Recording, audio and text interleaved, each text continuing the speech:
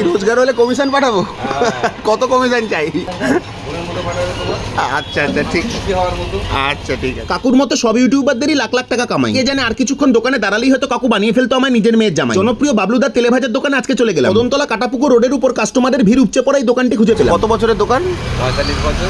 আচ্ছা কি কি পাওয়া যায়, কত দামগুলো একটু বলে দাও। আলুর চপ, বেগুনি, ফুলুরি, আলু বড়া, সিঙ্গারা 6 টাকা করে, কচুরি 6 টাকা। আচ্ছা কচুরির ভিতর কিসের পুর দাও তোমরা? এটা দেখলাম ছাতুর পুর দাও। টাইমিংটা একটু বলে দাও, দিনের বেলা কটা থেকে কটা অবধি? সকাল 8টা থেকে 11টা পর্যন্ত পাওয়া যাবে। আর বিকালে? বিকালে 5টা থেকে রাত্রি 9টা। বিকালে কি এক্সট্রা কিছু করো না এগুলোই করো?